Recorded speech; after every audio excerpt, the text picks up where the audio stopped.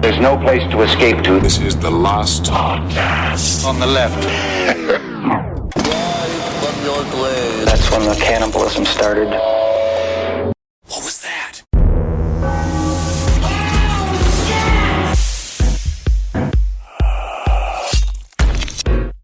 So a lot of times when we do these shows, right? You guys know everything's off the cuff. He's praying. We always do these things off the cuff. I'm listening intently. Please, thank you. It's so nice to have a focus. Have I never listened to you? No, you're forced to. We were all forced to listen to each other. Yes.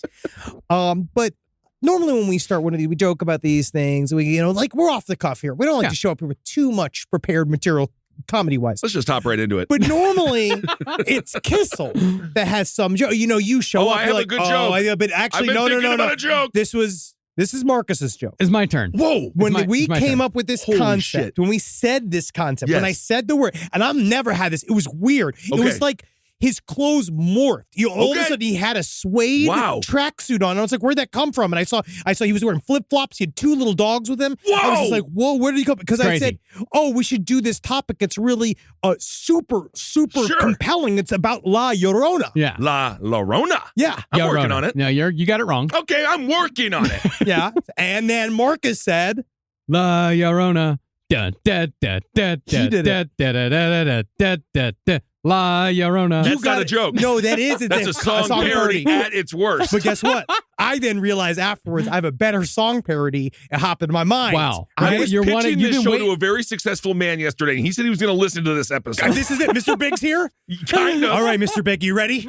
Here we go. All right. First, you take your kids and you put them in the river and you put your head down and you make yourself a quiver. Every time I cry, I make the Hoven shiver. Hey, La Llorona. All right. Yeah. Welcome to the last podcast on the left, everyone. Ben hanging out with Marcus. I don't think that's too fair because I And came up Henry. with mine off the cuff, and Henry's had a week to think of Macarena La Llorona. I wrote that down last night. It was very successful. Okay, everyone. Today we're discussing La Llorona. Llorona. Llorona. It's La just Llorona. Llorona. Llorona. There we go. We're keeping all this in. This whole episode is about us. This whole year, honestly, we're trying to do more. Embracing other culturas. Of course. Yes. How do we see how you guys see and how do we get into there? And this is a good spooky way into entering to Latin American culture. Absolutely. I'm super excited to get into this. Well, La Llorona is a legendary creature of Mexican descent, both urban legend and mythical boogeyman. She's a cautionary Boogeywoman. Boogeywoman. How dare you? Yes. She's a cautionary tale told to children, teenagers, drunks, and amorous youngsters alike in a variety of ways that all share the singular qualifier of a weeping woman. Well, there are thousands of variations on the La Llorona tale, to the point where families can have their own versions of the creature that are passed down through the generations. Cool. Even separate villages in the same province will have different stories of La Llorona. It follows. Different neighborhoods and cities will have different La Lloronas. Interesting. La Llorona's comes in a bunch of different fashions. You got Arctic fever Llorona. Yes. You've got down in the cacti Llorona. You've got delicious Mountain Rush La Llorona. forget- cool breeze La Llorona. My favorite new Mountain Dew cold sore. I love it. Because each one has been licked by another person who may or may not have a cold sore. Well, in its simplest form. Why I call them cold sores? They look pretty hot to me. That's a really good pun. That's a good pun. That's a good pun. Something. I don't know what it is. I told someone to listen to this episode right off the top. Mr. Big thing. Remember, and when did it be La Llorona? Right. I don't have any more words. La Llorona. Let's just hop right into it. Technically, it's wordplay. Well, in its simplest form, La Llorona is a cautionary river tale that's supposed to keep kids from drowning. It's a lot like the Scottish Kelpie. Hundreds of water demons exist throughout hundreds of cultures. Any culture that exists or develops near rivers or bodies of water has something like this. And basically, that version of La Llorona tells you to not go down to the water by yourself because there's a scary lady down there she'll take you away. She'll rip you to shreds with terrible claws, or she just fucking eats you then and there. You disappear. But that is the most simplified version of La Llorona. Yeah. But do we really need these tales when alligators exist? Not there. Why does everyone? We don't need. I am scared of sea creatures already. The only problem with kids, river creatures. Kids will they're fascinated with animals. They think they're like, oh, but you have to do is you got to take a fucking raw chicken. You got to go over the river and be like, kids, you want to see what's in the river? And you watch the thing going, snap, out of the thing, eating the chicken out of your hands, and be like, you ready to go back to the river now? Yeah, because at the end of the day, if you're a kid and you're told that there's a crocodile down there or an alligator, not only are you going to go look at it, you start thinking, maybe that alligator could be my friend. Love it. Maybe I could use that alligator to go eat the kids who are beating me up at school every day. Hasn't met me yet. Can't figure out how to assemble the AR-15. I need to get that croc out of the river and into my classroom. That's the Disney vacation? Yeah. Disneyfication of school of the alligator. No, the anthropomorphization. Wow. This is not good. These long words are not good for us. I don't like it. But when the story is more complicated, La Llorona is a tale of a lover scorned and what may become from a betrayal most bitter. This is how that version of the story goes, as recounted in an article about La Llorona published in an issue of the Texas Observer. God, Texas Observer, you have to have big eyeballs. You do. Also, great publication. Yeah. In this iteration, a beautiful young woman beguiles a rich man, and this big shot consequently wines and dines the beggarly beauty. And then eventually, they have kids together, and it all happens on the hush-hush. Mm-hmm. And he keeps telling her, hey, don't worry. One of these days, you're going to be Mrs. Big Shot. Hey, man, it always works out like that. Ladies, shoot for the moon because sometimes you end up on the dick of a producer. Well, look at Queen Camilla. Yeah. Oh, yeah, it'd be a perfect Seriously. dick riding all the way to royalty. Absolutely. Well, eventually, though, the wealthy man gets bored stringing along his side piece, and he abandons her, and he abandons the children. He tells her, I'm never going to take you as my wife. Are you fucking stupid? You some kind of fool or something? I was never going to do that. No! No! This man's about to be haunted for the rest of his life. No! It's just pillow talk, baby. Come on. Oh, God. I'm special! Well, driven insane by the casual cruelty of her lover. All right, that is a horrible interpretation of this scorned woman, Mr. Zabrowski. The woman takes her children down to the river and drowns them one at a time. Yeah, fucking Neil Young. Yeah. So much like Neil Young. Also, can we please have Keith Morrison just tell us about this story on Dateline? And would you believe she took her children to the river? What a hunk, you leathery wallet. But when she sees the dead bodies of her toddlers floating downstream, she realizes what she's done and drowns herself thereafter. Oh. You never want to sound like a turkey. Your last breath should not sound like a turkey trying to survive the knife of Sarah Palin.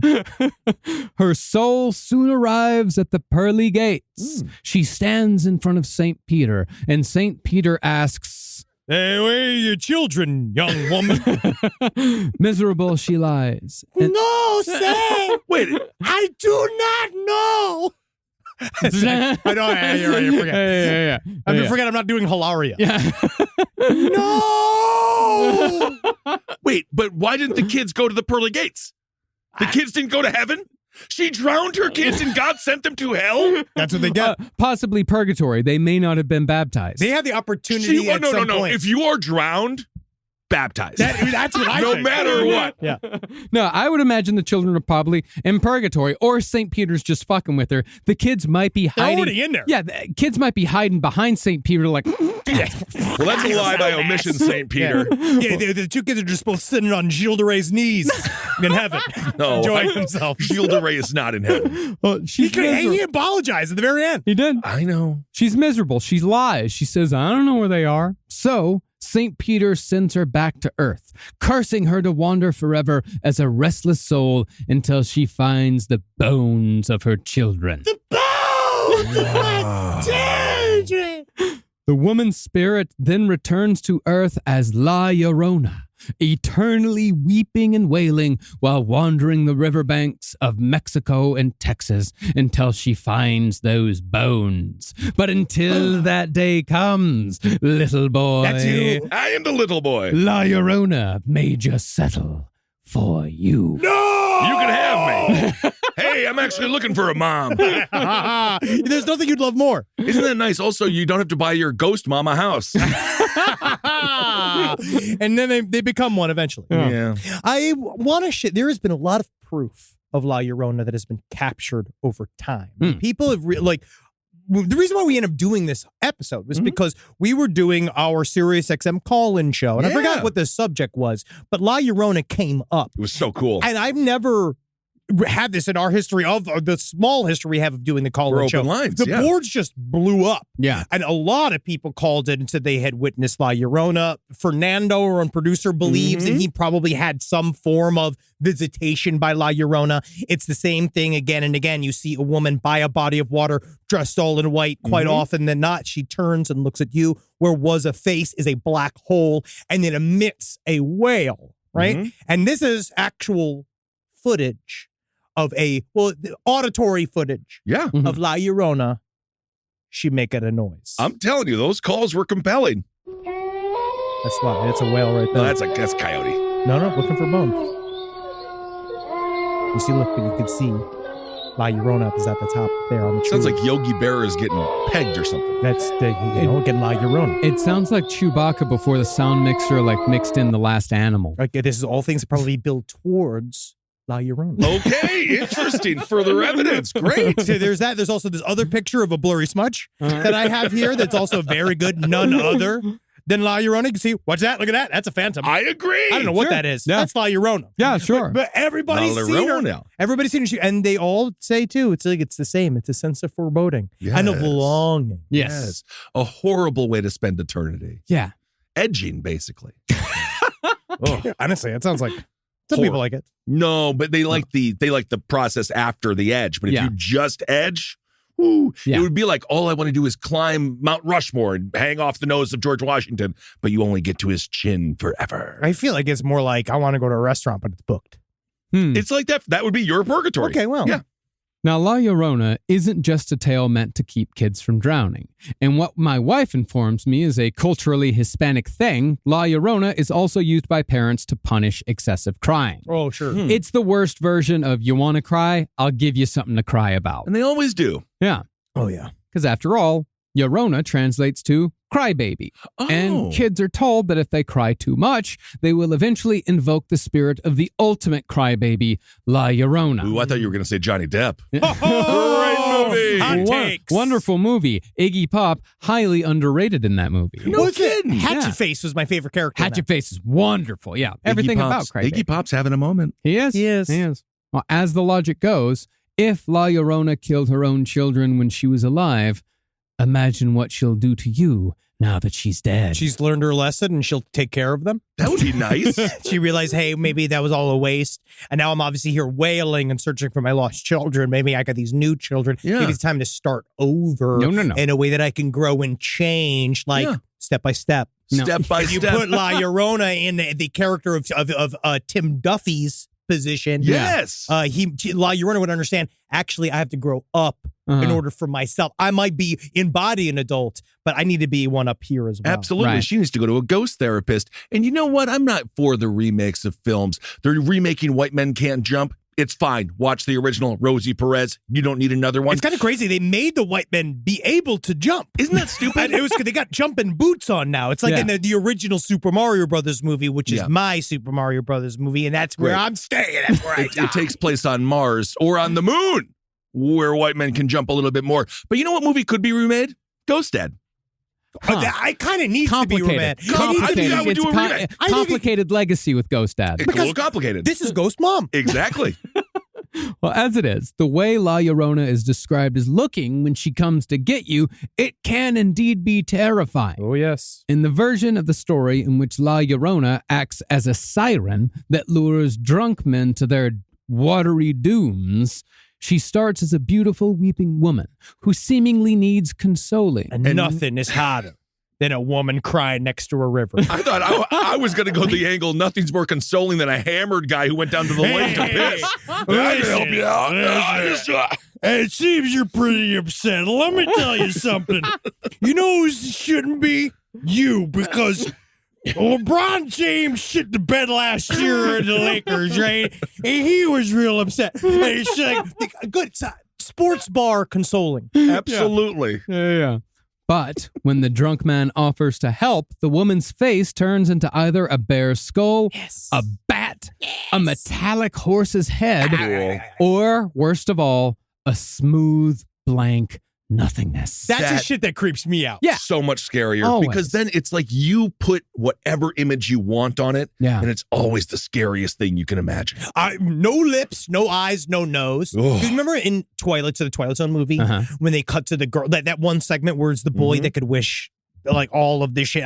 That's my favorite bit in that movie. But cutting to the sister when they revealed that she had no mouth, that was one of the scariest moments of my childhood. That's great. Yeah, one of the most horrifying Sandman stories in the Sandman comic book is, it just has one scene of a bunch of faceless, noseless, blank-faced ladies devouring a man slowly while he cannot move. And then, of course, the opposite can be true if you remember Blank Face from Dick Tracy, and all of a sudden you're like, it's Madonna! Yeah, oh boy. Yeah, you're like, no face, big tits. Whoa. Now, this story, of course, teaches you another important lesson. Don't go down to the river at night when you're drunk. Got you. Even though it's super nice. It's really nice to go down to the river. Why is this the lesson? You're feeling because you can fall in and drown really easily. Because it's dark. There's either a serial killer in Austin right now, or people are getting fucking hammered and falling into the river. Falling into the river. Yeah, it's real easy to fall and drown in a river. Look at Jeff Buckley. He wanted to. He did. He wasn't drunk, but he's still drowned in a river. Rivers have a strong undercurrent that it's unpredictable. It's true, and I might just be a city boy. I feel like rivers are easy to avoid. It's like there. Yeah. You're never just going to happen upon a river. But you're going to see a river. You can happen upon a river. But the point is that you shouldn't choose to go down to the river when you're drunk because the rocks are slippery. You slip, you fall, you hit your head, you drown. There's all sorts of bad things that can happen. Again, this is all Neil Young's crimes. I know. I know it. But this version of La Llorona also warns men against honey traps. Oh, yeah.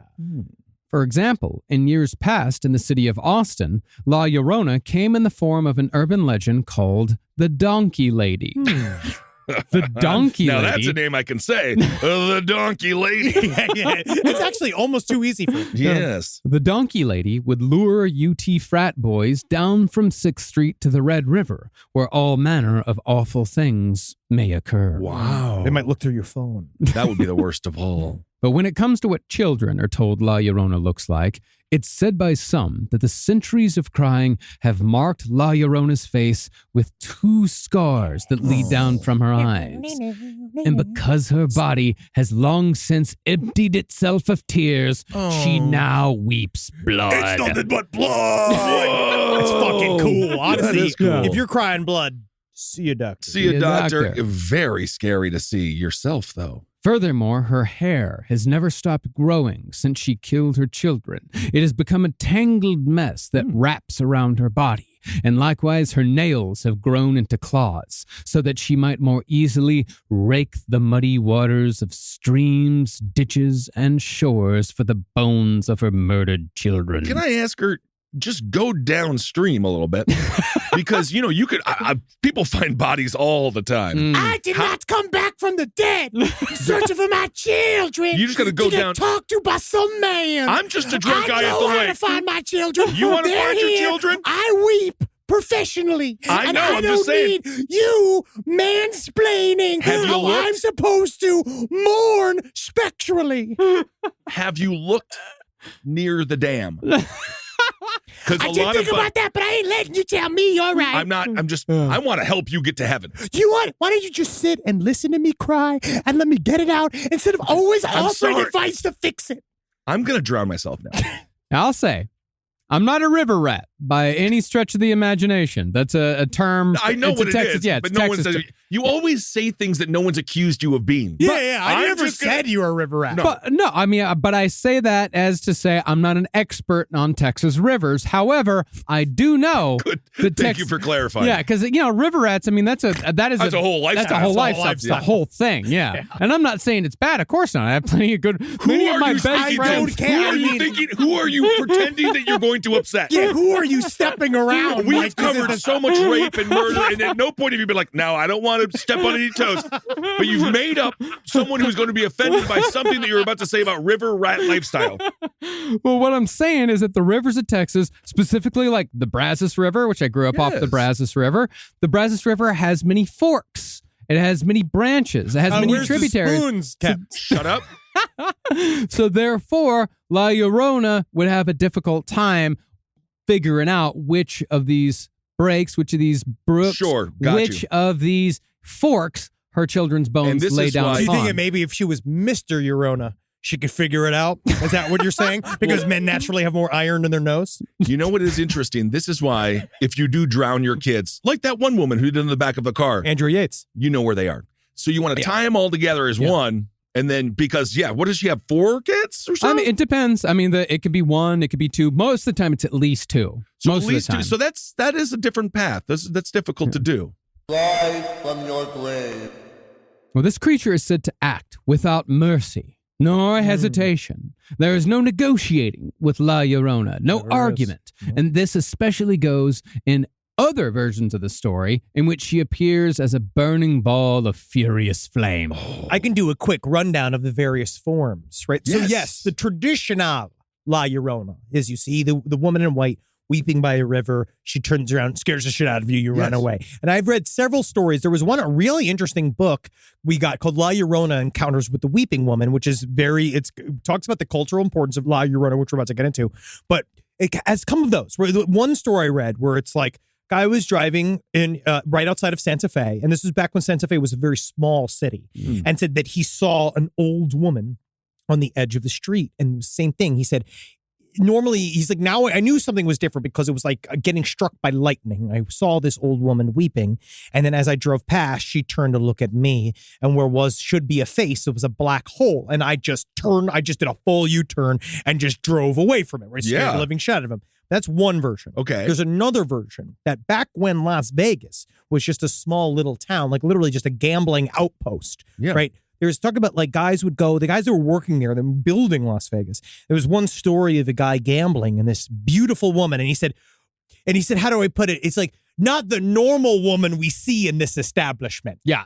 Right. A Salma Hayek arrives. Yeah. Right. Yes. She comes in, beautiful face, long brown hair, and she sits with her dress and she starts gambling and running everybody under the table. And they're all like, this guy's like, she's great. She's great. She's like, we don't know what to do with her. And men are literally falling in love with her. And she's saying like, oh, you guys can all come back with me. Until finally one looks down. He felt the tapping on his foot. And he's like, oh, she's flirting with me. And he looked down and she did not possess a human foot, but it was a hoof. Oh my God. And then they freaked out. They were like, La Llorona. And they all like freaked out. They were like, La Llorona. And then they freaked out. I think these guys are about to be leaving Las Vegas.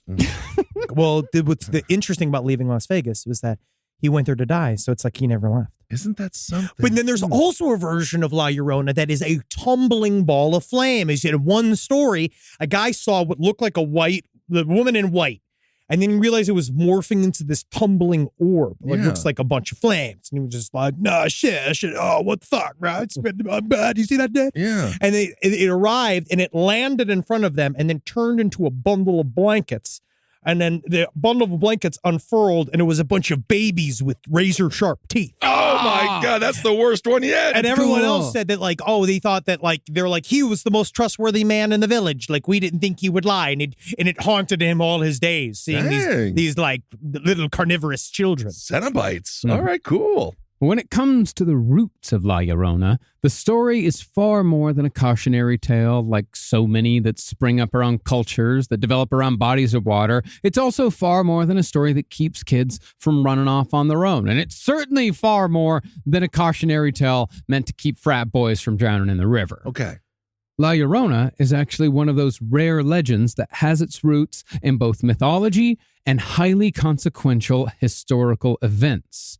It involves stories that involve beautiful women, terrifying creatures, and, according to some opinions, the betrayal of an entire civilization. This is one of those stories when I typed in, I always go to my research and I go to like YouTube and I go like La Llorona and just kind of trying to see it popped up, right?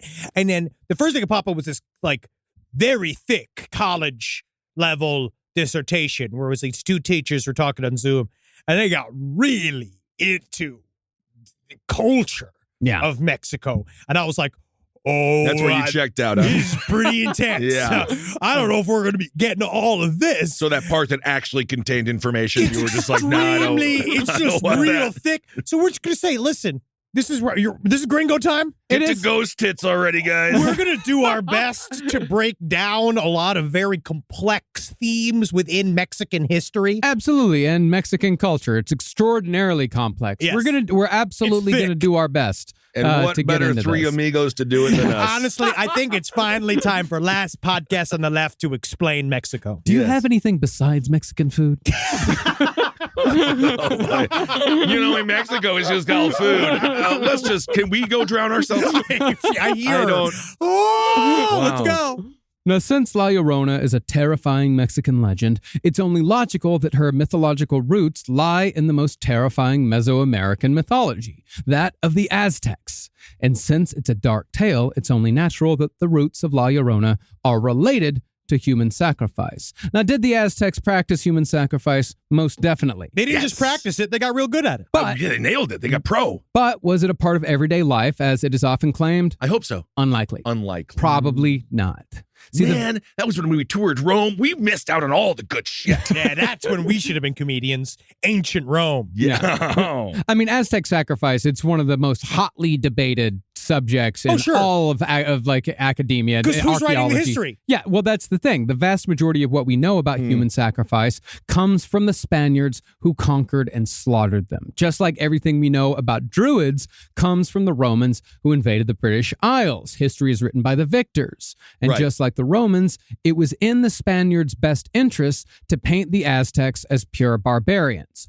But when it comes to the crude ethnographies written by Spanish missionaries, they were actually usually pretty reliable when it came to the American indigenous people. And I'm just happy that in no way does the American history of our land have a similar tale. No. Nothing but we're straight shooters. Yeah. Straight shooters. Well, they're usually pretty reliable, but the purpose is, of course, nefarious. Yeah. Yeah, these chronicles of Mesoamerican tribal and cultural practices, these were guides for future missionaries to pervert existing cultural beliefs and turn them into Christian beliefs. Because look at how fucking well it worked with Christmas and Easter. Yeah, that rebrand was complete. Yeah. Like, for example, like when it comes to societies like the Aztecs, the missionaries can say like, oh, y'all fucking love blood? Yeah, we do. Yeah. Hell yeah. Oh, they like blood. There's this fucking big bloody dude. He's always being tortured. His face is always bleeding. He's got this big fucking stab wound. It's always bleeding. Get him a Band-Aid. He's got fucking nails dripping into his hands and feet. Yeah. Those are always fucking bleeding. Fucking sweet. Guess what, bro? Yeah. We drink his blood once a week.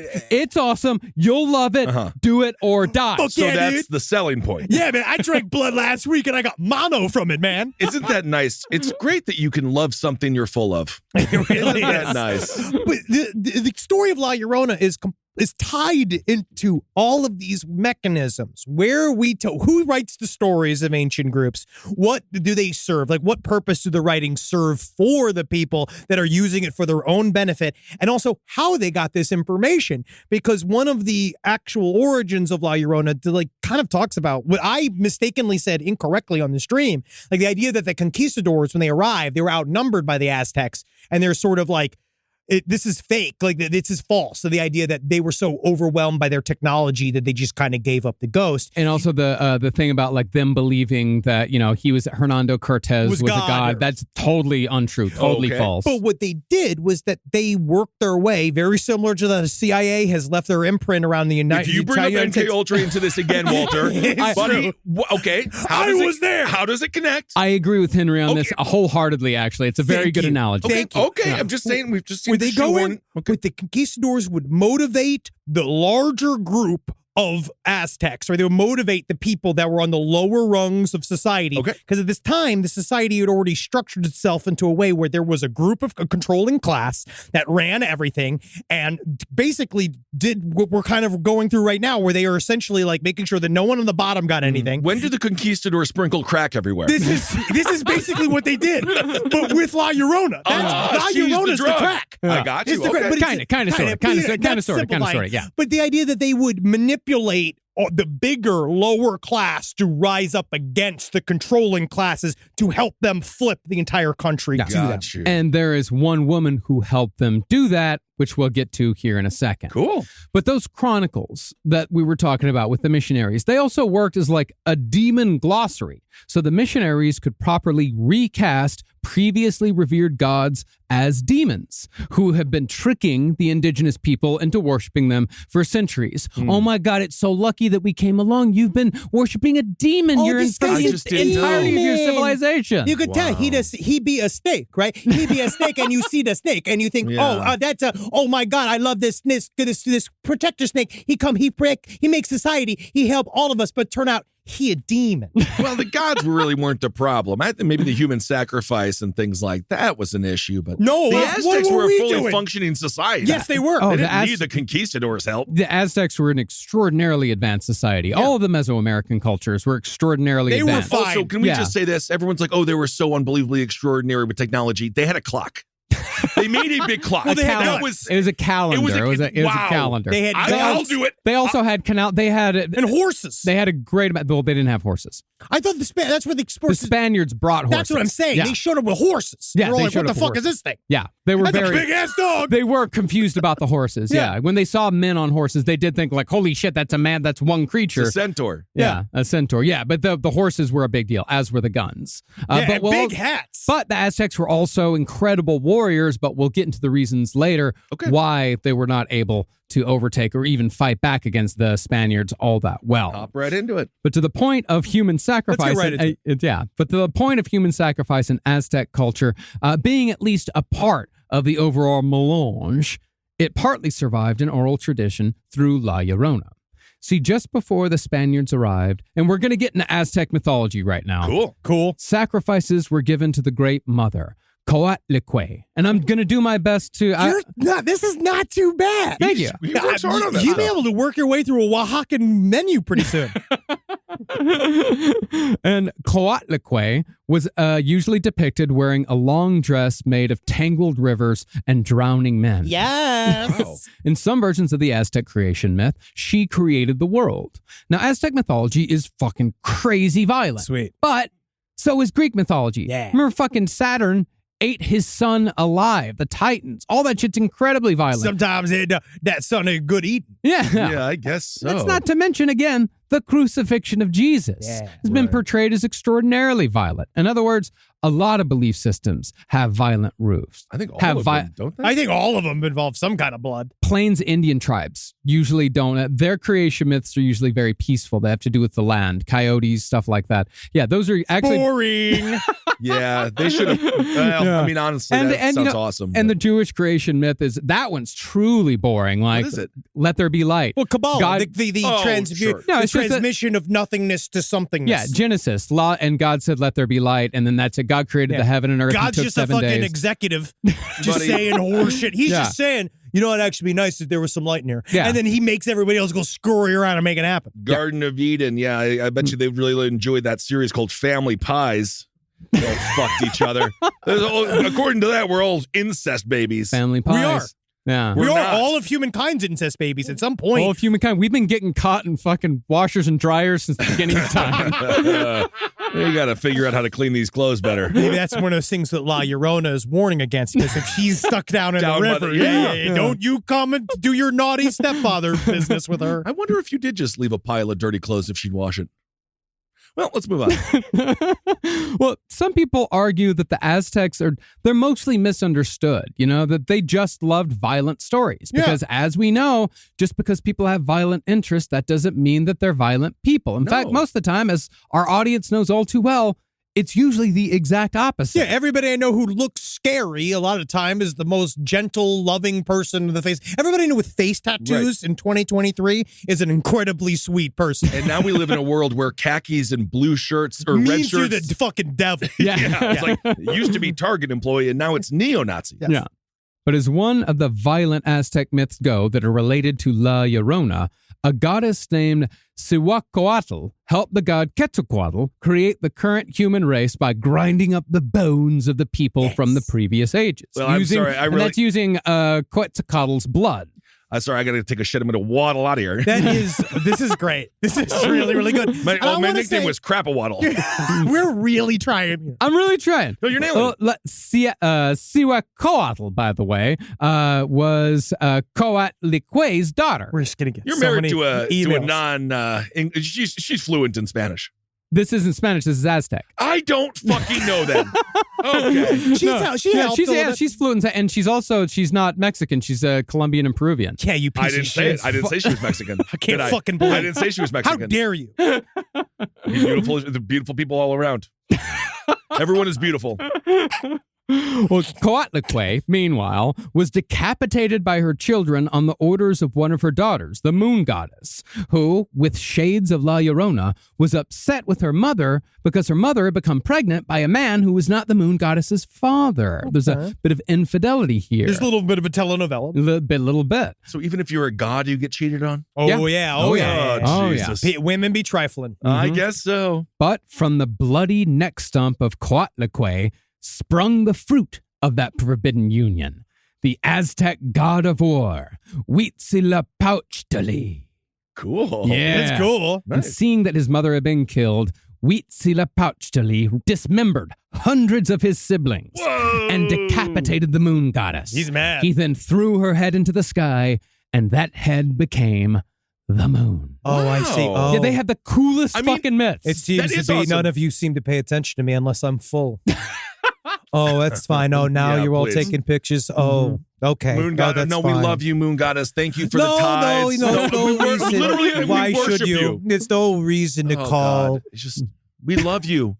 I'll call you. I speak to you every night, moon goddess. I held you in my I know. Thank you. Vagina for 9 months. They cut a hole in me. I know, moon goddess. I love you, Mama Moon. I love you. Well, in another La Llorona connection, Cihuacoatl, she of the bone grinding, she was also the patroness of mothers who die in childbirth. Because in Aztec culture, childbirth was compared to warfare, and women who died in childbirth were honored as fallen soldiers. It was extremely dangerous at the time. It was extremely dangerous until like 1965. I would say more like 2005. Damn. Yeah. Still dangerous. It's still easy to do. In a terrifying twist, these women became skull-faced spirits known as the Cihuateo, who would haunt crossroads at night where they would do what else but steal children. Why the fuck did the conquistadors change this culture? I would have been like one of them. I would have been like one of the invaders being like, you know what? You guys are really cool. You guys are crushing this. I'm with you. Yeah, all this yeah. Spanish shit. Why don't we arm y'all and be with you guys, and we all hang out here? Yeah, and then God. Yeah, and then eventually we'll turn it around and go back and conquer Europe.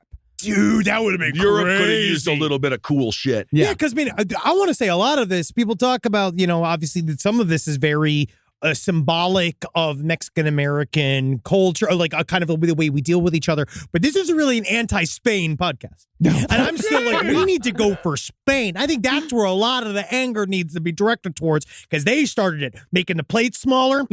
All these fucking guys do all day long. They take off all afternoon. They just get to sleep. Absolutely. The rest of us got to go to work. Shaped like a boot. That's Italy. No, that's Spain. That's Italy. Oh, God. No, when it came to an urban setting, it was said that Cihuacoatl roamed the canals of the Aztec capital of Tenochtitlan, wearing a cradle board on her back. Oh, yeah, the cradle board, that's like the little backpack for babies. Yeah. Yes. Yeah. But on that cradle board was not a child, but an obsidian flint knife, the kind used in human sacrifice. Oh. Oh. That's a cool name of like a new John Wick style movie called like Single Dad. Yeah.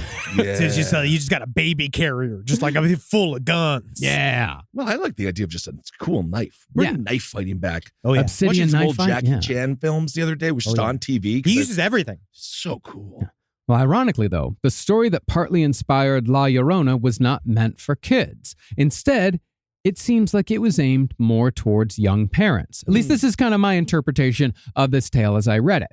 In what sounds like a cautionary tale meant to discourage mothers from leaving their children unattended, a woman goes to the market, but leaves the child behind in a crib while she goes to shop and hang out with her friends. Madeline McCann. Don't bring them into this. They're innocent. But when she returns, the child is gone, replaced with an obsidian flint knife. Cool, This- Dad says. I mean, what? Wait, yeah, I guess. Whoa, my fucking daughter's a knife now. This is awesome. Most of the time when your kid is kidnapped, they don't leave anything. Maybe a ransom note or something, but Well, this signifies that Cihuacoatl has traded the knife for the child, and the child has been taken away on the crib, strapped to Cihuacoatl's back. Man, know what knife you- fairy. knife fairy's Yeah. really cool. What you can do is just say, they're going to have a better life that way. Yeah. And look at my new knife. But look at this knife. It's kind of cool. Rise from your grave. Well, to round out the Aztec influence on La Llorona, when it comes to mythology, another likely inspiration for this cultural amalgamation is a creator creature known as the Hungry Woman. Yes, this creature, a lot of times what it'll That's do a is name I can say. when you sit to order food at a restaurant, she'll say, "Oh, I'm not very hungry right now." But then when you order something, Yeah. she'll take half. Or when you're sitting at home and you're trying to decide what to get for delivery, she'll Guys? say that she's hungry, and yet every suggestion you make, She says no. Oh, guys, this is not your podcast. The husbands can be right sometimes every now and again. Well, this wandering god, the Hungry Woman, she is covered with dozens of mouths that cry out not for children, but for food. It's just awesome. It said, It's cool. Yeah, it said that the Hungry Woman is Coatlicue herself, the devouring mother who contains both the womb and the grave. Yes. We're talking, this is like gangbang gold right here. Because of all the mouths. Mouths. All the mouths. I actually was thinking Bang, this is a blow good, bangs. I they feel call like the Hungry Woman's a good new that chicken. You have like a chicken pop up. them. Oh, sure. Where you're a the hungry woman, the and you Hungry just see Woman. all the different mouths, but there's a chicken sandwich for each one of the mouths. And I see- actually love that idea. And Ben, I think you're in this gangbang. It's not going to go the way you want it Why? because there's so many mouths. All you're going to see is dudes' butts. I hate that. Think about it. Think about I it. hate You're that. only going to see dudes' butts. Dude, You I was just show watching. up, I and was you're like, "Oh fuck, I'm late," and then you just see like two guys on step ladders on both steps. You see two guys like in a triangle on each other's backs. Yeah. La Llorona is really just a parable about being late to the gangbang. So far, The Hungry Woman, I suppose, more the parable in that case. But while La Llorona obviously has roots in Aztec mythology, she owes perhaps even more of her existence to the 1519 arrival of the Spanish conquistador Hernando Cortés. Ooh. He was there seeking the 3 Gs: God, gold, and glory. Oh. can you feel the power? Can you feel the glory? This is where it gets complicated. Now, what's fascinating in this context is that 10 years before Cortés arrived, the Aztecs began witnessing a series of bad omens that they believed were signaling the arrival of mysterious men who would wage war on Tenochtitlan. Laying some very strong groundwork for the future legend of La Llorona, omen number 6 involved a native woman covered in chalk, dressed all in white. According to accounts, she wandered the streets of Tenochtitlan and was heard crying and screaming throughout the night, saying, My children, we now have to live far away.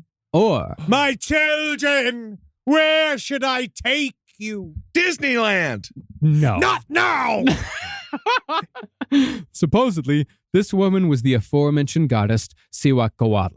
7 years after that omen, a famine began, and Cihuacoatl again appeared in the streets of Tenochtitlan, crying in hunger. She would say, Oh, my children, we are about to be lost. finally, to make all of this as horrible as possible, these omens were linked at the very end of the Spanish conquest. when it was said that the hungry woman ate a baby boy in his crib. Wow, hungry indeed. But it extends. So this is really kind of about like these, what they learned was you could take these legends and you could flip them for their own good. Like the conquistadors understood that if you got in and started to understand how to speak their language, how they speak to each other culturally, that's the best way to manipulate a people. You wrap a baby in a tortilla, you cook that up. I mean, that is not the worst. You know, it comes down to it. Who knows? Not the worst. Now, when you say not the worst. If you're going to eat human flesh, I would assume a baby's flesh is slightly more tender, and I don't want to talk about it anymore. You've already done this. You've opened it up. And actually, I know from accounts of cannibals that they say that those that have eaten baby meat, they say that it's very similar to fish, that it actually falls apart. I'm sorry. I apologize. I didn't this. I was trying to bring some levity to it, and I realized it was the opposite. It would be incredible in a taco. Now we're about to get into history here, and it might be a little bit controversial. I know some of our listeners might have some very strong opinions on this one way or another. And you're correct. We don't know. We've learned as much as we could about this subject, but for some people, it's just a line in a history book, and for some people, there's a lot of ideological stances attached to this character in history. Yeah, and things that reverberate to this very day. Are we going to get into CRT? Fantastic. CRT. Critical race theory. Oh, it's a joke about modern America. Modern America. Modern America. God, you guys. We don't have kids. I tried to talk to Wendy about the racist beginnings of this country, and she kept saying, she's something about pulling the ladder up and doesn't care when anybody else happens, and she's already made it to this country and she doesn't care. Let's move on. No, we don't need to get into the details of how Cortez destroyed the Aztec Empire so quickly. But for the purposes of our story, we're going to discuss the controversial woman who helped him do it. Her given name was Malitzin, but the Mexican people would come to know her as La Malinche, a.k.a. the Tongue. Oh, did she meet the Dalai Lama? Oh my God, yeah, kiss my tongue. The tongue. That is such a fucking, that's a scary, the tongue. She's controversial. Controversial. Okay. Now, the legend goes that La Malinche had been a member of Aztec nobility who'd been captured and enslaved by the Mayans at the age of 8 or 9. But as it turned out, she had a knack for languages. And by the time Cortez arrived from Spain many years later, La Malinche was fluent in the languages of both the Aztec and Mayan empires. Wow. Now, when Cortez first arrived, he was given a large peace offering by the Mayans, which included 20 enslaved women. Amongst those women was La Malinche, the enslaved Aztec noble. She was baptized as a Catholic and given the European name of Marina. Seems like the peace offering was actually exceptionally violent. Oh, very much so. Yes. And if you thought La Malinche was very interesting, you should have met I don't know how to say butt in Spanish. That one was just called the butt. La culo. Yeah. She was nice. Very, very good. Yeah. Now, since Really? Wow, I'm just we trying are. But the nice thing is, I actually saw someone hit a grand slam and they barely even hit the ball, but everyone in the infield did so poorly. So we're doing okay. That's all we got to do. It's all about an in-the-park home run here. Yeah. Now, since La Malinche was reportedly beautiful, she was given to a Spanish nobleman. But when Hernando Cortez discovered how good she was with languages, he took her as his own personal slave, and she thereafter quickly learned Spanish. As an interpreter and eventually an advisor, La Malinche participated in every major event associated with the Spanish conquest of Mexico, all the way to the fall of Tenochtitlan in 1521. She was like a mirror universe version of Sacagawea. Evil Mexican Pocahontas. Okay. Yeah. Now, reportedly, Cortez told one of his men that next to God, La Malinche was the most important factor to his success. Now, soon after the Aztecs were conquered, La Malinche gave birth to Hernando Cortez's son, Martin. Martin is therefore considered the first mestizo, the first boy that was a mix of the Spanish and indigenous people that now make up the nation of Mexico. She's sometimes seen as the mother of the Mexican people. They didn't call him Baby Tongue, did they? No. I don't ever want to meet anybody with the nickname Baby Tongue. Hey, my name's Greg, but you can call me Baby Tongue. Yo, I need Be like, to oh, see you're here that. for the interview for the. What if you were on a date, everything is going great, and they open their mouth What's and going on, Baby Tongue? Yeah, you little tiny Just tongue. a little tiny tongue. I lost most of my tongue in the tongue wars in 2013. However, the people of Mexico who have an opinion on La Malinche are usually split between one extreme or the other. Some see her as I said, the symbolic mother of the New Mexican people. Yes, And- the New Mexico. She's like this idea. She's the combination of cultures. Yeah, she is also seen as a woman who might have helped mitigate the suffering of her people from the inside. Someone who saw, there's no way we're going to beat the Spanish. There's no way we're going to beat these guys. So let's try to bring an end to this as soon as possible. She probably said something like, it's not selling out, it's buying in. It's buying in. Yes. And other people say that since she was enslaved, that meant that she had no choice but to collaborate. Yes. And they also say that she is unfairly made a scapegoat. Because of that. Yeah, because, in Mexican culture, like Mexican culture can be very misogynistic. Latino culture can be very misogynistic. And some Latino feminists see her as an unfairly maligned woman. Yeah, because again, what you're seeing is a guy who used her inside knowledge to help gain the trust of many people, and then use that. It depends on what you think. Are you happy? Yeah, but with Hernando Cortez's actions? I don't know. Yeah, I don't know. But but the biggest thing was that through her interpretation, what she was able to interpret, is, as Henry said earlier, like she was able to very quickly interpret Hernando Cortez's intentions to these lower classes of the Aztec people. So he was able to able to show up, form an army, and fuck people up really fast. Okay. And that's the thing. Through that, other people see La Malinche as a traitor of the highest order who hastened the defeat of the Aztecs when she really didn't have to. In other words, it's not her fucking choice to say who should live and who should die. But that's why the La Llorona story is so... The way people talk about it, it's just this mixture of rage and sadness and forlornness, because it's many things. It's this idea of it's a complicated ghost. Very It's complicated. this thing where you look Right. at it, you don't know really where it's coming from. Like what were the intentions of this if it was indeed a real force. It's symbolic of that, this idea of Right. like are we settling ourselves out, like a mother who kills her own children? It's a symbol. It's a parable. symbolic example of like quote unquote selling out your country. Yeah. I mean, that's why Wisconsin's great. They have a thing called a hodag, which is just a big ass beaver. Yeah, it literally is just a thing that sits there, and I think it only says Hodak. Like I think that's why it's called the Hodak. And they also have a sandwich called a hodag. Yeah, exactly. It's a whole thing. The Bigfoot's just a big guy, big old foot. Yeah. Yep. Well, some of these people argue that, because of La Malinche, the Aztecs didn't have enough time to adapt to the Spanish ways of warfare. That eventually, if they would have been able to just kind of battle them on their own, they would have figured out how to go against guns. They would have figured out how to kill horses. Like it wouldn't have been, they would have at least been able to fight fuck for some as shit long, up. to Yeah. fuck some shit up for as long as they could until, of course, the smallpox set in. And then after that, they're fucked. But, and others say that, she could have refused to collaborate altogether. She could have chose Hey, she death. got murdered. You know what I mean? But she could have chose death over the betrayal of her people. Yeah. And Yeah. that's the thing, is that it Tough goes... options. Tough options But all it's around. also Yeah. it's about a ghost story about somebody that's damned by their choices, because also you're a woman in society, so you're kind of forced to do these things, and then you're kind of punished for it by society. Yes. Yeah, sure. Yeah, exactly. And, I might be misinterpreting this, but from what I can tell, like Malinche is still like a slang term. It's still used today. It's used by some people as a sort of like, it's like an Uncle Tom pejorative. Benedict Arnold. Yeah. Which I don't even know. I don't know the story of Benedict Arnold. It's a whole thing. It's actually much worse than Benedict Arnold, because this is like somebody who, it's basically someone who prefers Eurocentric cultures to their own. I would compare it to the fact that Joe Gatto left the Impractical Jokers. How?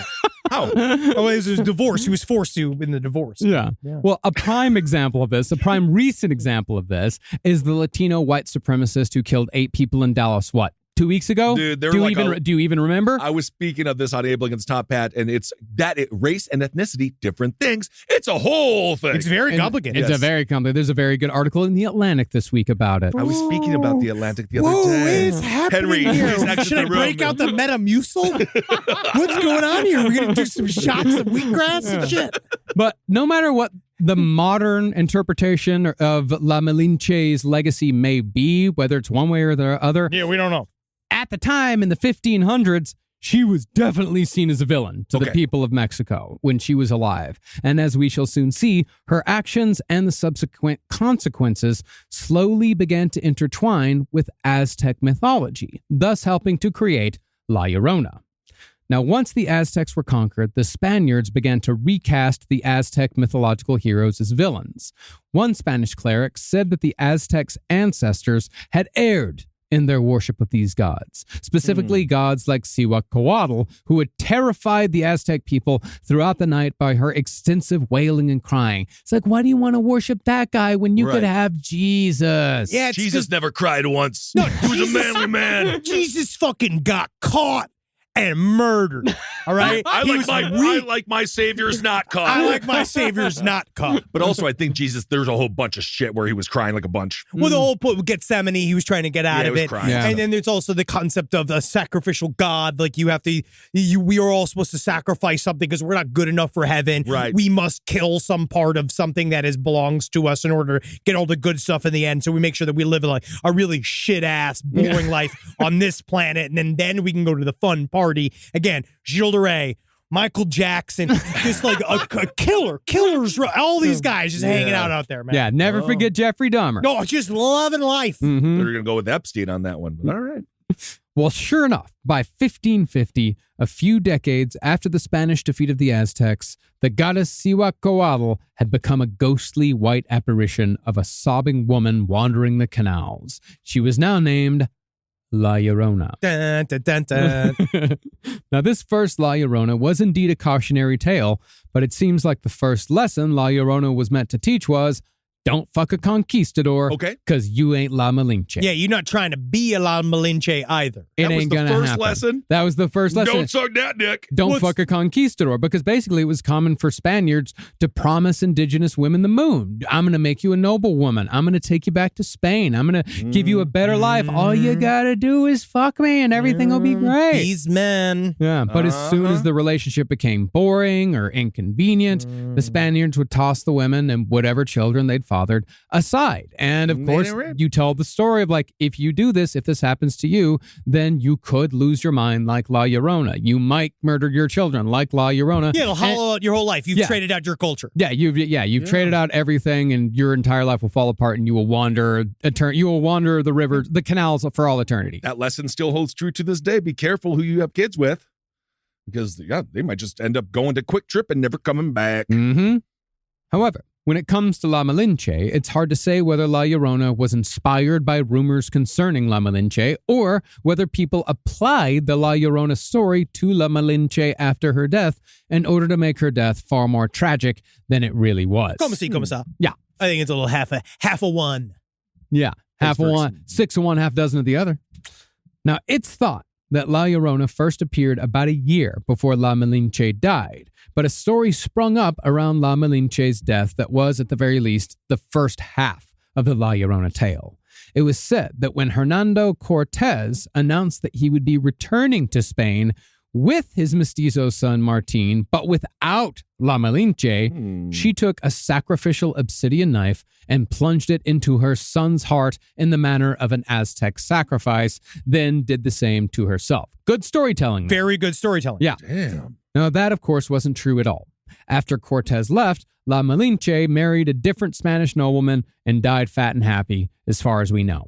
Just get all fat and happy. Get all fat, Go sassy. home, Yeah. cook some Make your soups, soup. eat some bread, some desserts. But it does say something that people wanted her to die a horrible death. Oh yeah, they wanted this to be real. They they were very hopeful that she was the phantom that was crying, searching, looking for their lost children, because that would feel like a fate appropriate for the person that sold this out. Yeah. It is 50-50, right? Because it's like very, the greatest revenge is to live a happy life. You know, like I'll say Corey Feldman, good for you. Yeah. You're winning. But Dick Cheney's also still alive. I mean, yeah. So it's like his revenge. It's like, Yeah. Well, in fact, after the Mexican Revolution of 1810, Mexican nationalists began to directly compare La Malinche to La Llorona, although in their minds, La Malinche was far worse. Because after all, La Llorona had only drowned her own children. And those are hurricanes. Yeah. You're allowed to. I took you. I brought you into You this just world. went, I'll I take take you you out. out. Yep. But La Malinche had, according to the opinions of these people, she had condemned her entire people by aiding and abetting the cruel conquistadors who had tried erasing the Aztec and Mayan identities from Mexico completely, not to mention how many people they fucking killed. So it's now an amalgamation. Oh, yes. She's Well, a then- series of sort of dystopian gods, kind of. And that's why the ghost holds such a powerful cultural hold over many people. Sure. And it continues and it evolves. And again, it's just how many people have seen La Llorona? How many people have talked about this style? And yes, the banshees are in other cultures. There's other cultures that, but the weeping woman, which just shows us that the Irish aren't great at investing properly. And that's the problem. The leprechauns, you don't understand. Just it is nice to put it in a mutual fund. Put it in a lockbox. Now, when it came to horror stories involving the conquistadors, some went far beyond mere consorting, but many of those stories still had a sort of La Llorona ending. In one tale, the conquistadors who first arrived in Mexico were so taken by the beauty of Aztec children that they kidnapped the most beautiful kids and gave them to their Spanish wives as gifts. With the kids there, I thought you were going to say women. Yeah, No. thanks. They were like, yeah, they're like, ugh. Look at these look at these beautiful beautiful child. children. Why don't you just get out of here? Yeah, you got anything else? How about something like older? I mean, Nope. has somebody got a necklace or something? Here's a screaming, terrified child for you to take care of. Oh, well, there goes the milk. Lord. I thought flowers were I kind didn't of know it was going to happen so fast. Whoa, whoa, whoa. Here comes that milk. bad. You know how to be a mom. Well, when this became That's all it is just shooting your kid milk. Whoa! Men and women, huh?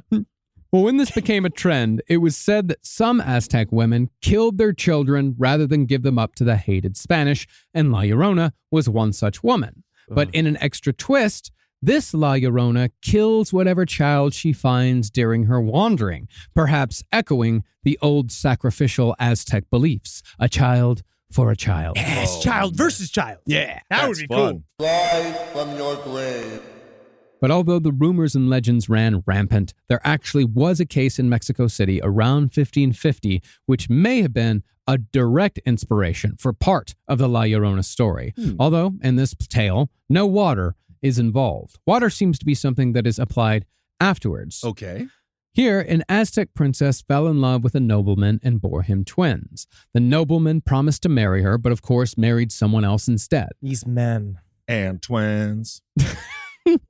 The princess showed up on the night of his wedding party to confront him, but when he humiliated her in public and turned her away, she returned home and stabbed her twins to death with a dagger that the nobleman had given to her as a gift. The thing is, how do you tell the chick that you're married that you want to add one more? It's such a Because hard you- conversation. Yeah. And I say, you know what you need to start with? Some nice music. Oh, Right, for definitely. send him nice music. You know, you show up, be like, baby. You guys like each other. Why don't you guys just try to kiss each You other? guys, And then you make yourself the male cuck. They just, do what they do. yeah, you Yeah. guys like this. Yeah. Yeah, Maybe it's- they didn't. But It's if a they don't hard like it, conversation. It's a hard unless they love each other. it's a hard sell on the wedding night. Well, yeah, because it's all like you didn't plan for it. Yeah. You don't have an extra burner plate for her. Yeah, everyone's mad, yeah. Yeah, it's a whole thing. Well, having lost her mind during the act of murder, this woman then wandered the streets in torn, blood-soaked clothing, crying for her children.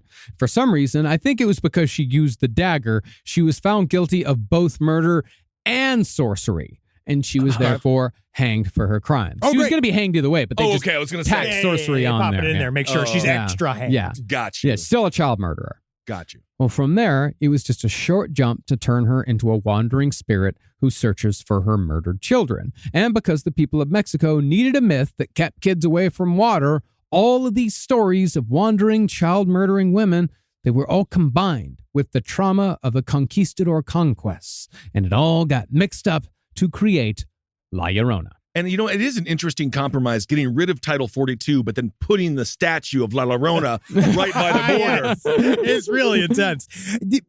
There's also something to the taboo of a mother killing her children. Oh, yeah. That is in certain people. Well, it makes it's a her taboo. more scary. Some Yeah, people are it just is. not into it. Yeah. I know. But it is. It's a specific taste. It's an acquired It taste is to kill your taboo. children. But it's weird because they are really as pointed. Because you see how many stories. I was just following the Letitia Stouch case, which is another case of a woman killing her son. Like I got really into this year for some reason. I've been watching a lot of Of course, the interrogation Lori footage. Vallow. Oh yeah, Yeah. I'm really getting into negligent child homicide, child negligence. Uh-huh. I was a homicidal child negligence. When you say you're And- getting into it, I like mean- it's like hockey? It's like me and a couple of parents meet up a couple times a week and just talk about how to ignore best. Yeah. Yeah. You know, well, like- and you as the non-parent. Which child do we torture? Yeah. And you as the non-parent, you get to show up and think outside the box. Well, that's the thing. I'm Yeah. objective. Yeah. And I can take a look Right. at their kids and be like, well, her legs are not going to make her good for any sports. So I feel like that's the one we got to starve out. Yeah. That's great. Now, while La Llorona certainly still lives on in oral tradition to this day, back in 1986, a woman in Houston brought the legend of La Llorona to life. Huh. A 29-year-old woman named Juana Was this like the live-action Lion King remake? Yeah, this is scary. A 29-year-old woman named Juana Laija took her 7 children on a bus to the Buffalo Bayou River, where the kids thought they were going to have a picnic. Yeah, we're going to have a no. picnic, and all your favorites are going to be there. Beethoven's going to be there, and This is going to be bad. Prince is going to come, and you guys love Zsa Zsa Gabor. Dude, honestly, if Prince and Beethoven could rock and roll from one concert, holy hell. That'd be nice. That'd be nice. That'd be great. I don't know. I don't know if the egos would match. I don't know if the egos would match. No, It's a they're getting Stephen paid. King idea. They're Like, getting paid. I just feel like they'd all be like, I work for so long. I know No, it's they time like for to me to do it. relax. Like, oh, so we got to do a gig now? He likes to do it. Oh man, just those rock and roll fantasies, just Beethoven and Prince. Oh, wow. Oh, I'm so sorry that I had a thinking little about bit of class. Rock and roll panache. jam. Oh man, that's the best rock and roll jam I ever heard of. Yeah, it's no Spunk and the Love Dicks, whatever the fuck you listen to. We're doing a 10-parter on the Lonks. Yeah, they're Don't the make fun Lunks. of our other highly successful show. Yes. The Lunks make a great. They're fart metal. Guys, yeah, the Doobie Brothers, that's pedestrian. We're actually talking a lot about it. They're called the Octopus Bunch, and they only do songs about shovels. Yeah, absolutely. Yeah, it's great. 100%. And I love it. You know what? That's how I choose to live. Nay, No, that's I'm how not- I must live. Yep. Great. Well, indeed, once this woman and her children arrived at I don't know why I can't say Buffalo Bayou. Bayou. I keep saying Buffalo Bayou. It's because there's no such thing as a bayou in Buffalo. That's true. Well, once they arrived at Buffalo Bayou Park, located just outside of downtown Houston. None of this is real. right in the middle of Houston. Oh, wow. okay. Juana took her kids to the banks of the river and just started tossing them into the water one by one. That's a Jesus. terrible Olympic sport, and I'm glad they cut it out. Yeah, it's really bad. Ah. All right. Her eldest, however, an 11-year-old, escaped and ran to get help. Good. A passerby named Chris Sweet, meanwhile, heard screaming and turned to see Juana struggling to throw the last remaining child into the water. Oh. But by the time Sweet ran to help, 5 were already in the water and 2 were already floating face down. Oh, no. After Sweet jumped in, he was joined by a security guard named Gilbert Chavez, and together they were able to save 3 kids. But the 5-year-old and the 6-year-old named Judas. Ooh, I that never is heard an intense name. Judas? I never heard anyone naming their kid Judas. I don't think that she wanted him to live. Yeah. If your name is Judas Yeah. as a Judas. child, I mean, I actually kind of like the sound of The it. sound of it's Obviously, cool, yeah. yeah, it's, Yeah, a, Judas. it's a cool name. Yeah. But it's, Turncoat it who means hangs like yourself. ultimate portrayal. Yeah. Right. Yeah. Well, he died after being rushed to the hospital. Now, when police interviewed Juana after the murders, she said that she'd been worn down by a life of poverty and domestic abuse, noting that her husband had recently beaten her so badly that she couldn't eat. She was hearing voices. It was later discovered that she was bipolar. And somewhat like child murderer Andrea Yates, coincidentally, also from Houston. Weird. Juana said that she wanted to kill her kids because she didn't want them to live in this quote-unquote bad world anymore. That's horrible. And she'd planned on jumping in after the kids were dead. And that's why we're here to talk about social safety nets and why they're needed. Programs like SNAP, for example. Let's discuss the debt ceiling, shall we? Oh, yeah, I love a good C-SPAN conversation. What was the years? This was the 86. 86. That is Yeah. so horrible. But I do find the difference between female family annihilators and male family annihilators a lot of times comes down to an emotional quotient. Moms seem to be a lot sadder about killing everybody, but the dads are just super excited to move to New Jersey. Is this your version of women drive like this and Yeah, men this drive is my like that? club. Yeah, this is my club appearance comedy. Yeah. Here at Chuckle Hut, he's got some of the best murder comparison stories. Oh yeah, the moms like to drown their kids. I guess they want to go to the pool. Dads, they mostly bury them in a field. I guess every father wants to be a gardener. I love this bit. Well, with women, what it seems like from what few child murderers I have studied, a lot, especially like family annihilator, child murderers when it comes to women. Like, it's about mercy. It's about, I want these kids to not have to suffer on Earth anymore. Therefore, I'm going to drown them. That It's comes up. almost That always theme comes up a that lot. theme comes up a lot. And with men, it's usually like, Save you from my embarrassments. yeah. Well, with men, it's usually like, I want to get out of here. Actually, Jessica and I just started talking, and she's 28, and she's got different knockers than my this wife I currently have, and they're all kind of in the way. Yeah, I'm just getting. And if I get the divorce, I'm gonna have to change my status on Facebook. Oh yeah, I'm That's gonna a lot. hear it from everybody. Yes. And so therefore, put him in the ground. Yeah. Reminds me of that Dear Zachary documentary. If you want to cry, No, it's watch fucked that up. one. Ugh. Reportedly, though, when Juana Lieja was interviewed by a Mexican folklorist the same year she killed her kids, it was said that she looked him in the eye and said, "I am La Llorona." Oh! But of course, she's very mentally ill. And actually, Texas gave her a very fair sentence. It was surprising. You'd think they would have sent her to the fucking chair. Yeah. She got like deferred adjudication. They made sure that she got some mental health I hope so. help. They should have. Yeah. Yeah, Most what of the else? kids left. And then that was it? You got a couple of meetings, and then she just got to go home? I think there's probably a lot to that story that they can handle that. There's a lot going on. Yeah. And to this day, the La Llorona legend spreads and continues to evolve. While she's still most active in Mexico and the American Southwest, specifically Texas, the legend has made it as far away as Gary, Indiana, where it's been blended with the legend of the Phantom Hitchhiker. A woman in white has been reported drifting around a suburban community named Cadeji, which was once populated with Mexican Americans who worked the steel mills in Gary, Indiana. Supposedly, the ghost is said to have killed her illegitimate children who had been fathered by an evil factory owner. She drowned them in the Calumet River.